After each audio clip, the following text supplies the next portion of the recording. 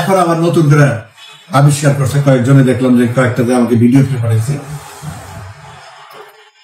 শেখ হাসিনা এমন গুরুতর অসুস্থ যে তাকে সিঙ্গাপুরে পর্যন্ত গোপনে নিতে হয়েছে, সে খুব গুরুতর। এটার এই ঠিক এই মেথোলজিটা, এই মেথডটা ইউজ করছে এই ওয়েস্টার্ন মিডিয়া, এই বিবিসি, সিএনএন, স্কাই নিউজ, এই ইউরোপিয়ান নিউজ এজেন্সিস গুলো।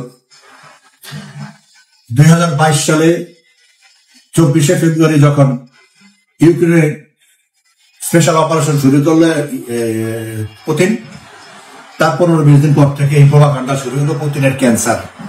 ডাক্তার বলছে 6 মাসের বেশি বাঁচবে না। পুতিন সিঁড়ি থেকে পড়ে গেছে, কাপড়ে চোপড়ে মল ত্যাগ করছে, কথা বলতে পারতেছে না। এই জন্য সে 6-7 দিন পর্যন্ত, এই 10-12 দিন পর্যন্ত মিডিয়ার সামনে আসতে পারতেছে না। এইরকম একেবারে সবগুলো পত্রিকা আর্টিকেল বন্ধ লাগছে, নিউ ইয়র্ক টাইমস কত কিছু করছে।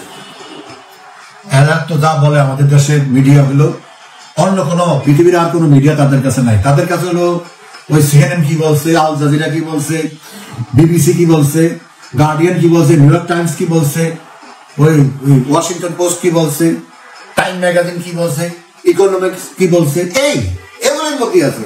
এরা যে টোটালটা একটা সিন্ডিকেট, এটা জানে তারা। আমি জানি, তারা জানবে না, তারা আরো বেশি জানে।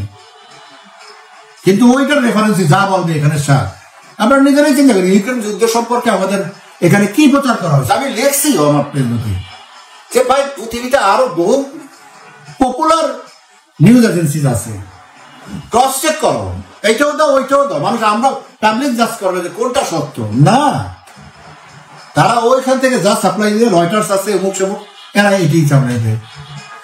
তো এখন নামছে শেখ হাসিনাকে নিয়ে, তার অসুস্থ, তার মানে কি কর্মীরা হতাশ, শেখ হাসিনা আমাদের নেত্রী অসুস্থ, নেত্রীর বয়স হয়ে গেছে, হয়তো তো পারে, তাহলে আমাদের কি উপায় হবে? এই যে একটা মেন্টাল চাপ সৃষ্টি করা, এইগুলো নতুন কৌশল। কি বলতেছে? এই জন্যই তো সে চেহারা দেখা না, খালি অডিওতে কথা বলে। সে চেহারা দেখাবে না তো, সেদিনই চেহারা দেখাবে। আর এগুলি তো সব বোকাস, প্রতিদিনই সে কথা বলতেছে, প্রতিদিনই আমরা আমাদের সাথে যোগাযোগ আছে। সো এগুলি নিয়ে চিন্তা করার কিছু নাই। সে is alright physically and mentally, সে is more stronger than ever. এবং সে যখন ওই অডিওতে বলে, কান পেতে শুনবেন, সে টেবিলে এরকম চাপটায় কথা বলে, জিনিসের বিচার আমি করবো বলছি, আমি বিচার করবই। ওর লুটপাটের সমস্ত হিসাব আমি নেব, এগুলি সে টেবিলে চাপটায় বলে। সব বুঝতে হবে তার মানসিক অবস্থাটা কত স্ট্রং। আমি আজকে বলে দিচ্ছি শেখ হাসিনা কখন সামনে আসবে। উনি যদি নরেন্দ্র মোদীর সাথে prime minister two prime minister কথা বলবে, সেদিন আসবে ক্যামেরার সামনে।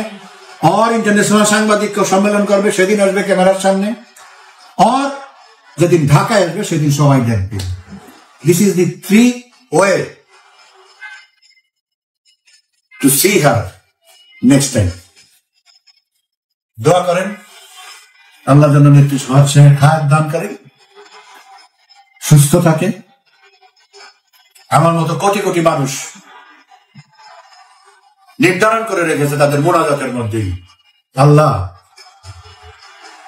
তার আয়ুর যদি শর্ট থাকে, আমাদের আয়ু থেকে নিয়ে তাকে আয়ু বাড়াইয়া দাও, আমাদের সুস্থতা থেকে নিয়ে তাকে সুস্থ রাখো।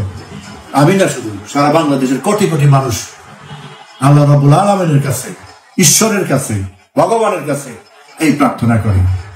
ইনশাআল্লাহ এই প্রার্থনার বলে আল্লাহ যে পরীক্ষা দিয়েছে, পরীক্ষা উত্তীর্ণ হয়ে সগৌরবে, স্বমহিমায় বাংলাদেশের সবচেয়ে প্রিয় নেত্রী শেখ হাসিনা আমাদের মাঝে ফিরে আসবেন। ভালো থাকবেন আপনারা, ধন্যবাদ।